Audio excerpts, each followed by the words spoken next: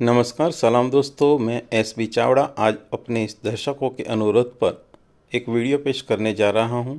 यह वीडियो आपको टाट की परीक्षा में बड़ा ही उपयोगी साबित होगा। लेकिन दोस्तों, इस वीडियो को प्रस्तुत करने से पहले आपसे एक नम्र निवेदन है कि मेरी इस चैनल को अगर आपने सब्सक्राइब नहीं किया है तो सब्सक्राइब ज़रूर से कर देना और अपने दोस्तों को भी यह वीडियो शेयर ज़रूर करना। तो अब हम शुरू करने जा रहे हैं कक्षा 12 से जुड़े प्रश्नों की एक वीडियो। प्रश्न 1, मीराबाई का जन्म कौन से वर्ष में हुआ था? तो उसका उत्तर है सन 1418 ईस्वी में। मीराबाई की मृत्यु किस वर्ष हुई थी? तो इसका जवाब है सन 1563 ईस्वी में।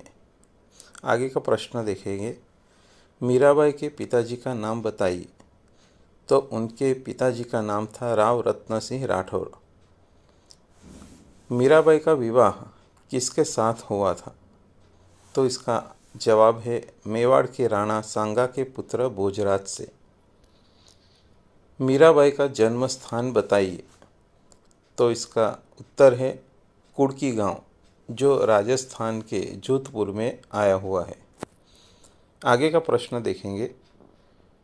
मीराबाई के गुरु कौन थे? तो इसका जवाब है संत रैदास जी। प्रश्न नंबर 7, मीराबाई की भक्ति का मुख्य रूप भाव क्या है? तो इसका जवाब है माधुर्य भाव। आगे का प्रश्न है मीराबाई का स्वर्गवास कहाँ हुआ था? तो इसका जवाब है द्वारका में। मीराबाई की रचनाएं किस नाम से प्रसिद्ध है? तो इसका जवाब है मीरा पदावली। 10वां प्रश्न, मीराबाई के पदों में किन किन भाषाओं का मिश्रण पाया जाता है? तो उसका जवाब है राजस्थानी, ब्रज और गुजराती। प्रश्न 11, पति की मृत्यु के बाद मीरा ने अपना अधिकांश समय कैसे बिताया? तो उसका जवाब है श्री कृष्ण भक्ति और साधु संतों के सत्संग में। 12वां प्रश्न है जीवड़ा शब्द का स्रोत के अनुसार क्या अर्थ होता है? तो उसका उत्तर है जीव या मन। प्रश्न नंबर 13, मीराबाई ने भौतिक जीवन त्याग कर कहाँ अपना डेरा डाला था? तो इसका जवाब है वृंदावन में। 14वां प्रश्न है ओलोरी शब्द का क्या अर्थ है? तो उसका उत्तर है माफिक या अनुकूल। प्रश्न नंबर 15, मीराबाई किन दो भाषाओं की कवियत्री मानी जाती है? तो उसका जवाब है गुजराती एवं हिंदी। 16वां प्रश्न है कल करतारी शब्द का अर्थ बताइए। तो उसका जवाब है सुंदर ताली बजाना। 17वां प्रश्न है मीराबाई के पदों में गिरिधर नागर किसे कहा गया है?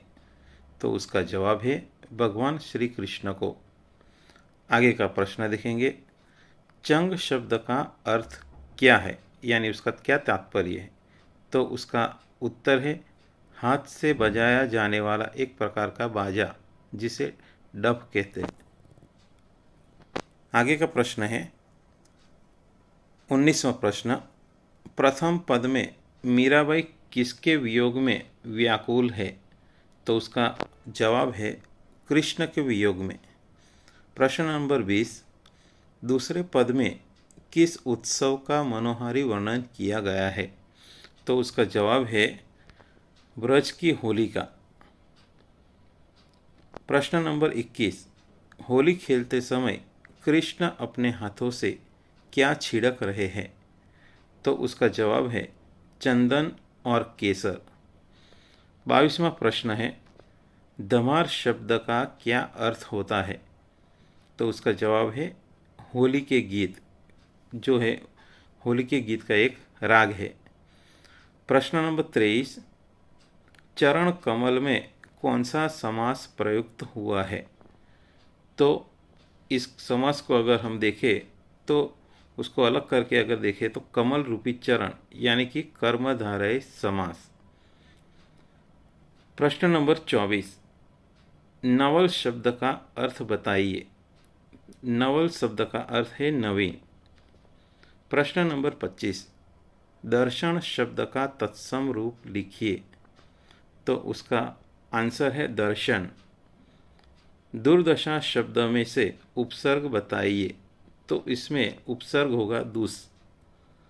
प्रश्न नंबर 27, कान्हा के साथ कौन विराजमान है? तो इसका जवाब है श्यामा अर्थात राधा।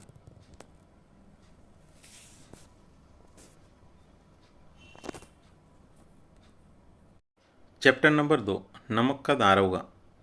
पहला प्रश्न है, नमक का दारोगा कहानी के लेखक कौन है?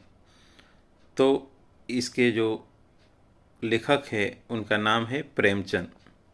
प्रेमचंद जी का जन्म कौन से वर्ष में हुआ था? तो उसका आंसर है 1880 में। तीसरा प्रश्न है, प्रेमचंद की मृत्यु किस वर्ष हुई?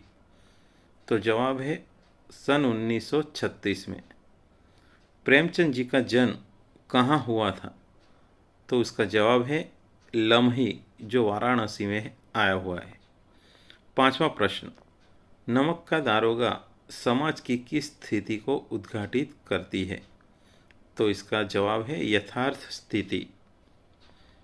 प्रश्न नंबर 6, इनमें से कौन सी पत्रिका प्रेमचंद द्वारा संपादित है?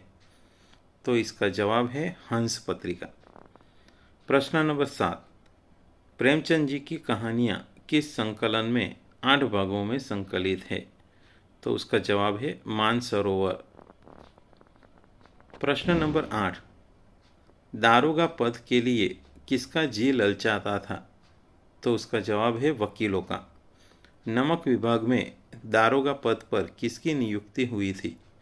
तो इसका जवाब है मुंशी बंशीधर। प्रश्न नंबर 10, नमक विभाग बनने पर लोग किस मार्ग से व्यापार करने लगे थे? तो उसका जवाब है छल प्रपंच और चोरी। प्रश्न नंबर 11, वंशीधर कैसे व्यक्ति थे? तो उसका जवाब है ईमानदार और कर्तव्य परायण। प्रश्न नंबर 12, नौकरी पर जाते समय वंशीधर का सहायक कौन था? तो उसका जवाब है धैर्य, बुद्धि और आत्मलंबन। चैप्टर नंबर 2, नमक का दारोगा। पहला प्रश्न है, नमक का दारोगा कहानी के लेखक कौन है? तो इसके जो लेखक है उनका नाम है प्रेमचंद। प्रेमचंद जी का जन्म कौन से वर्ष में हुआ था? तो उसका आंसर है 1880 में। तीसरा प्रश्न है, प्रेमचंद की मृत्यु किस वर्ष हुई? तो जवाब है सन 1936 में। प्रेमचंद जी का जन्म कहाँ हुआ था? तो उसका जवाब है लम्ही, जो वाराणसी में आया हुआ है। पांचवा प्रश्न, नमक का दारोगा समाज की किस स्थिति को उद्घाटित करती है? तो इसका जवाब है यथार्थ स्थिति। प्रश्न नंबर 6, इनमें से कौन सी पत्रिका प्रेमचंद द्वारा संपादित है? तो इसका जवाब है हंस पत्रिका। प्रश्न नंबर 7, प्रेमचंद जी की कहानियाँ किस संकलन में 8 भागों में संकलित है? तो उसका जवाब है मानसरोवर। प्रश्न नंबर 8, दारोगा पद के लिए किसका जी ललचाता था? तो उसका जवाब है वकीलों का। नमक विभाग में दारोगा पद पर किसकी नियुक्ति हुई थी? तो इसका जवाब है मुंशी बंशीधर। प्रश्न नंबर 10, नमक विभाग बनने पर लोग किस मार्ग से व्यापार करने लगे थे? तो उसका जवाब है छल प्रपंच और चोरी। प्रश्न नंबर 11, वंशीधर कैसे व्यक्ति थे? तो उसका जवाब है ईमानदार और कर्तव्य परायण। प्रश्न नंबर 12, नौकरी पर जाते समय वंशीधर का सहायक कौन था? तो उसका जवाब है धैर्य, बुद्धि और आत्मलंबन। प्रश्न नंबर 13, गाड़ियाँ किसकी थी? तो उसका जवाब है पंडित अलोपीदीन की। प्रश्न नंबर 14, वंशीधर ने नमक की गाड़ियाँ किस नदी के पुल पर पकड़ी थी? तो उसका जवाब है यमुना नदी। वंशीधर के पिताजी के अनुसार ऊपरी आय क्या है, यानी ऊपरी आय का मतलब क्या है? तो उसका जवाब है पूर्णमासी का चांद।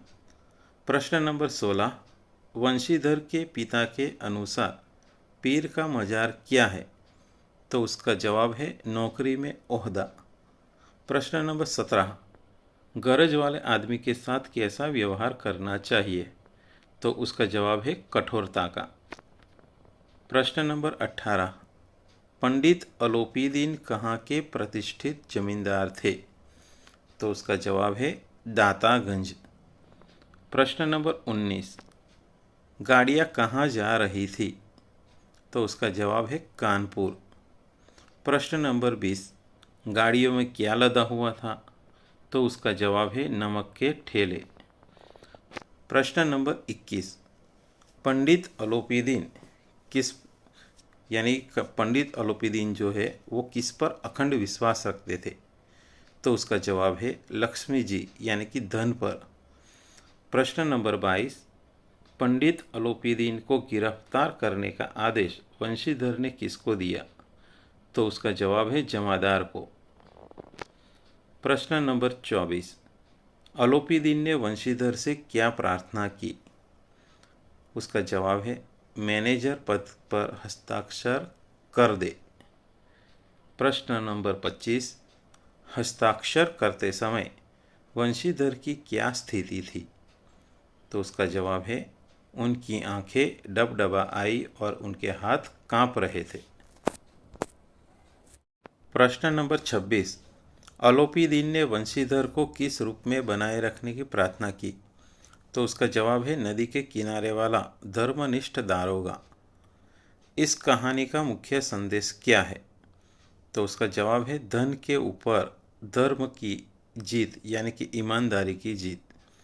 प्रश्न नंबर 28, तजवीज़ शब्द का क्या अर्थ है? तो उसका जवाब है निर्णय या कार्यवाही। प्रश्न नंबर 29, ईश्वर प्रदत्त वस्तु किसे कहा गया है? तो उसका जवाब है नमक को। प्रश्न नंबर 30, वंशीधर ने अलोपीदीन के प्रस्ताव को कैसे स्वीकार किया? तो उसका जवाब है कृतज्ञता और भक्तिभाव से। प्रश्न नंबर 31, मुअत्तली के एक सप्ताह बाद वंशीधर के घर कौन आया? तो उसका जवाब है पंडित अलोपीदीन। प्रश्न नंबर 32, अलोपीदीन वंशीधर के घर किस पर सवार होकर आए थे? तो उसका जवाब है सजे हुए रथ पर। अलोपीदीन ने वंशीधर की तुलना किससे की? तो उसका जवाब है कुल तिलक और कीर्ति उज्जवल करने वाले से। आगे का प्रश्न है, अलोपीदीन ने वंशीधर को अपनी संपत्ति का क्या नियुक्त किया? तो उसका जवाब है स्थायी मैनेजर। प्रश्न नंबर 35, मैनेजर के पद के लिए कितना वार्षिक वेतन तय किया गया? तो उसका जवाब है 6000। प्रश्न नंबर 36, वेतन के अलावा वंशीधर को और क्या सुविधाएं मिली? तो उसका जवाब है सभी उपरोक्त सभी यानी कि दैनिक खर्च, घोड़ा, बंगला और नौकर। प्रश्न नंबर 27, डिप्टी मजिस्ट्रेट ने वंशीधर को क्या चेतावनी दी? तो इसका जवाब है भविष्य में होशियार रहे। प्रश्न नंबर 38, मुकदमे में किसकी जीत हुई? तो उसका जवाब है पंडित अलोपीदीन की। आगे का प्रश्न देखिए, वंशीधर को नौकरी से कितने दिनों बाद हटाया गया? तो उसका जवाब है 1 सप्ताह बाद। आगे का प्रश्न है, नौकरी छूटने पर वंशीधर के पिता ने क्या प्रतिक्रिया दी? तो वे बहुत दुखी एवं क्रोधित थे। प्रश्न नंबर 41, वंशीधर की माता की कौन सी इच्छा मिट्टी में मिल गई?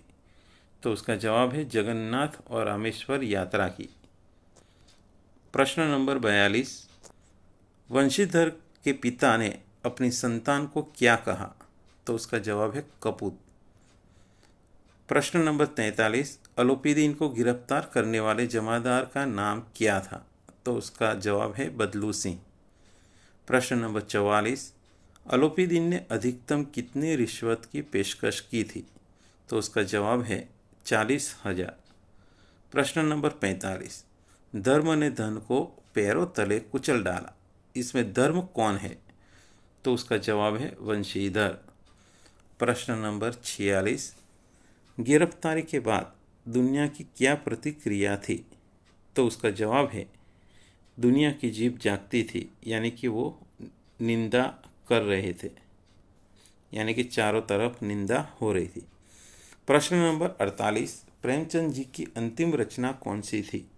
तो उसका जवाब है गोदान। गोदान उपन्यास कौन से वर्ष में लिखा गया था? तो उसका जवाब है सन 1936 में।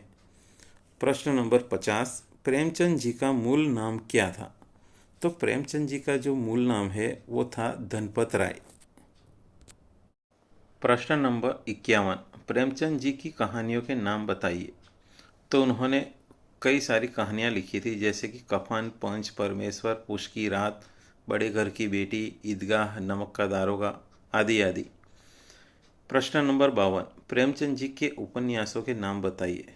तो उपन्यास में भी अगर हम देखें तो गोदान, सेवा सदन, निर्मला, गबन, कर्मभूमि, रंगभूमि, कायाकल्प, वरदान, प्रतिज्ञा और मंगलसूत्र जो अपूर्ण है। तो इस प्रकार के उपन्यास उन्होंने लिखे थे। प्रश्न नंबर 53, प्रेमचंद जी उर्दू में किस नाम से लिखते थे? तो प्रेमचंद जी उर्दू में नवाब राय के नाम से लिखते थे। प्रश्न नंबर 54, अल्हड़ शब्द का पर्यायवाची शब्द बताइए। तो उसका जवाब है लापरवाह या मस्त। प्रश्न नंबर 55, मुअत्तली शब्द का अर्थ बताइए। तो उसका जवाब है पदच्युत। प्रश्न नंबर 56, लिहाफ शब्द का अर्थ बताइए। तो उसका जवाब है रजाई। प्रश्न नंबर 57, पानी की गिलोरी शब्द समूह के लिए एक शब्द लिखिए। तो उसका जवाब है बीड़ा। प्रश्न नंबर 58, हमेशा अन्न बांटने का नियम, इस शब्द समूह के लिए एक शब्द बताइए। तो इसका जवाब है सदाव्रत। आगे का शब्द समूह है आदि से अंत तक का ख्याल। तो उसका जवाब है वृत्तांत। प्रश्न नंबर 60, फारसी बोलने वाला शब्द समूह के लिए एक शब्द लिखिए। तो उसका जवाब है फारसीदा। प्रश्न नंबर 61, अपने आप पर आधार रखना शब्द समूह के लिए एक शब्द बताइए। तो उसका जवाब है आत्मावलंबन। प्रश्न नंबर 61, मुहावरे का अर्थ बताइए। पौ बारह होना। तो उसका जवाब है सब तरफ से लाभ ही लाभ होना। दूसरा प्रश्न है मुहावरे का अर्थ चलता पुर्जा होना, जिसका जवाब है चालाक व्यक्ति होना। आगे का मुहावरा देखिए, निगाह में बांध लेना। तो उसका जवाब है सदा याद रखना। आशा करता हूँ कि दोस्तों आपको मेरा ये वीडियो ज़रूर पसंद आया होगा। तो दोस्तों मैं ऐसे ही और भी कई सारे वीडियो आपके सामने में रखूँगा। तब तक के लिए आभार, धन्यवाद।